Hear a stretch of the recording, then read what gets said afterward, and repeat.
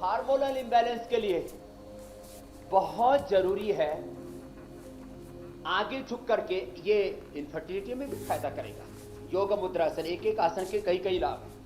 पद्मासन में बैठ करके बाएं हाथ के थ्री नाभि के ऊपर, दाएं इसके ऊपर, इससे liver, spleen, intestine, pancreas, uterus, ovary, prostate सब अच्छे होते हैं। तो ये हार्मोनल इंबैलेंस के लिए भी जरूरी है, फॉरवर्ड बेंडिंग, बैकवर्ड बेंडिंग। जी स्वामी जी, मेरा एक पर्सनल क्वेश्चन है आपसे। ऐसे ही जी, आप योगाभ्यास कर ही बोलिए, रहे हैं, उसी के साथ साथ मेरे सवाल का भी जवाब दे दीजिए। मुझे भी पीसीओएस की समस्या है। मैंने शुरुआत में दवाइयां ली, लेकिन मुझे लगा कि बहुत लंबे वक्त तक दवाइयां नहीं ली जा सकती हैं, तो मैंने वर्कआउट को अपने जीवन में शामिल किया। लेकिन बहुत इंटेंसिव वर्कआउट करने के बाद भी मुझे ये प्रॉब्लम दूर नहीं हुई है। क्या इसका नींद से, डाइट से भी कुछ लेना है? क्या हमें उन बातों का भी ध्यान रखने की जरूरत है? मैंने ये अभ्यास लाखों महिलाओं पर कराया और हजारों महिलाओं के मेरे पास पूरे साइंटिफिक एविडेंसेस हैं, उनकी रिपोर्ट्स मेरे पास है। ये आगे झुके तो योग मुद्रासन, पीछे झुके तो ये मत्स्यासन हो गया। देखो, मैंने कितनी माँ बहन बेटियों को, जो है गुड़गांव में हमारी एक बेटी रहती है श्वेता, उसको पीसीओडी की प्रॉब्लम थी। मैंने उसको बताया, बेटा ये आधा आधा घंटा दोनों टाइम करो कपालभाति जी, कपालभाति आधा आधा घंटा, और अनुलोम विलोम 10 से 15 मिनट, सूर्य नमस्कार 5 से 10 मिनट, बस इतना पर्याप्त है। और उसको करीब 5 साल हो गए थे शादी के, बच्चा नहीं हो रहा था। उसने 9वें महीने तक सूर्य नमस्कार किया, प्रेग्नेंट होने के बाद कपालभाति तो छोड़ दिया था, अनुलोम विलोम, भ्रामरी, उद्गीत, ओम और गायत्री जप और सूर्य नमस्कार 9वें महीने तक किया। अब उसको इतना स्वस्थ बच्चा है और वो अब शादी के बाद 5 साल तक बड़ी दुखी रही, अब इतनी खुश है। और फिर डिलीवरी के बाद 3 महीने के अंदर ही फिर वापस शरीर ऐसा हो गया कि जैसे अब इसकी शादी नहीं हुई है। तो ऐसे तो मैंने एक उदाहरण दिया आपको, ऐसे कितने एग्जाम्पल हैं पीसीओडी के लिए और हार्मोनल इंबैलेंस के लिए। आसन जो बताए थे उसको तो बताए ही है। आसनों के साथ साथ आपको मैं जो महत्वपूर्ण बात बताना चाहता हूं, कपालभाति प्राणायाम, ये सबके लिए जरूरी है। 100% माने 25 mm की, 50 mm की गांठें, फिर मल्टीपल गांठें, मल्टीपल फाइब्रॉइड्स, यूट्रस में फाइब्रोइड्स, ओवरी में पॉलीसिस्टिक ओवरीज, पीरियड होता ही नहीं था, दवाइयां लेनी पड़ती थी। 3-3 महीने में, 6-6 महीने, 3-3 महीने दवाई ना लो तो पीरियड ही ना हो। तो प्राणायाम कपालभाति आधा घंटा, अनुलोम विलोम 15 से 20 मिनट, 100% पीसीओडी का ये ट्रीटमेंट है। फिर ये माताएं बहनें चूड़ियां पहनती है ना, ये चूड़ियां कमजोरी की निशानी नहीं है। ये गलत कहावतें बना रखे लोगों ने, जातियों के नाम पर, महिलाओं के नाम पर, ऐसे ये गलत बातें।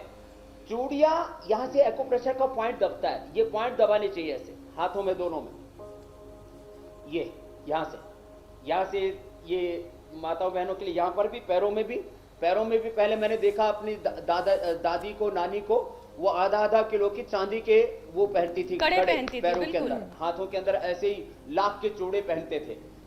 हाँ, कड़े और चूड़े, लाख के चूड़े पहनती थी।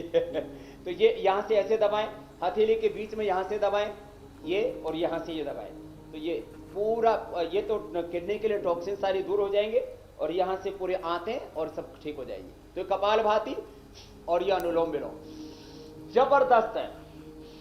महिलाओं को इनफर्टिलिटी और हार्मोनल इंबैलेंस रह ही नहीं सकता। और 2 मिनट ऐसे कीर्तन कर ले। हाँ, हरि शरणम जय, हरि शरणम जय, हरि शरणम। पहले कीर्तन करते थे ना, श्रीमन नारायण नारायण नारायण, भजमन नारायण नारायण नारायण। तो ऐसे 2 मिनट ऐसे तालियां बजाने, तो इससे सारा हार्मोनल इंबैलेंस दूर हो जाता है, सारे अंदर की ऊर्जा जागृत हो जाती है। तो ये हार्मोनल इंबैलेंस के लिए और इनफर्टिलिटी के लिए, और ये थायराइड का ये पॉइंट जरूर दबा ले, ये थायराइड का बहुत जरूरी है। ये इनफर्टिलिटी का भी कारण होता है और माताओं बहनों को थायराइड के कारण से ओबेसिटी, किसी को बहुत अधिक कमजोरी, चक्कर आना, डिप्रेशन, आंखें तक बाहर आ जाती हैं, तो ये थायराइड का पॉइंट है। दोनों हाथों में, दोनों पैरों में भी ये पॉइंट है, दोनों पैरों में यहां से दबा लें, तो ये महिलाओं के लिए बहुत जरूरी है। इनफर्टिलिटी में एक कारण होता है थायराइड, दूसरा कारण होता है ओबेसिटी, तीसरा कारण होता है हार्मोनल इंबैलेंस, चौथा कारण होता है मोटापा, फिर फिलिपियन ट्यूब का बंद होना, और कई बार जो है चिंता तनाव के कारण से भी। तो इनफर्टिलिटी में भी ये प्राणायाम तो जरूर करने चाहिए। वैसे तो ये 5-7 प्राणायाम। अच्छा स्वामी जी, एक और सवाल है। इसको जीवन शैली बना लो, भस्त्रिका, कपालभाति जी।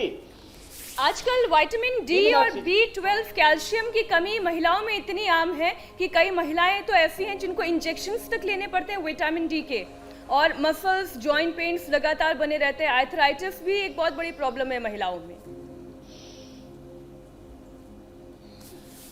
महिलाओं में आर्थराइटिस, विटामिन डी और B12 की कमी, कैल्शियम की कमी, आयरन की कमी, इसके लिए मैं बहुत सिंपल सी बात बताता हूं। 1 चम्मच तो रात को गुड़ भिगो दें, उसको खा लें। सुबह अनार, चुकंदर और गाजर, सुबह, दोपहर, शाम, जब भी थोड़ा थोड़ा जितना खा सके, चुकंदर, गाजर, अनार और जो भी हरी साग सब्जियां, गुड़ रात को भिगो दें। और खजूर हो सके, खजूर, मुनक्का, अंजीर थोड़ा हो सके तो वो ले लें। 7 दिन के अंदर, आपको मैंने प्रमाण दिए इंडिया टीवी पर ही, 7 दिन के अंदर हीमोग्लोबिन बढ़ जाता है। और आज मैं अभी बाजरा कूट रहा था उखल मुसल में, ये बाजरे की खिचड़ी मैंने कल शाम को भी खाई थी जी। अब सुबह दही के साथ खाऊंगा, शाम को दूध के साथ खाई थी। थोड़ी हमारे लिए भी भिजवा दीजिए। ये बाजरे की खिचड़ी। और मैं माताओं बहनों को बताना चाहता हूं, गेहूं आपको जो मैं यहाँ बढ़िया बढ़िया जो है रेसिपी बनाता हूँ तो सब खाने की इच्छा होती है। दोनों के लिए मुझे लगता है स्पेशल सर्विस लगानी पड़ेगी। हमें स्टूडियो में बैठ के मुंह में पानी आता है। बराबर लेकर के उस गेहूं, बाजरा, मूंग, चावल 500-500 ग्राम ले लें, उसमें 50 ग्राम सफेद तिल, 20 ग्राम अजवाइन, यही रेसिपी है इसकी, ये इसमें लिखी हुई भी है। ये पुष्टाहार दलिया, ये मल्टीग्रेन दलिया इसको बोलते हैं आजकल, ये लिखा हुआ भी है मल्टीग्रेन दलिया।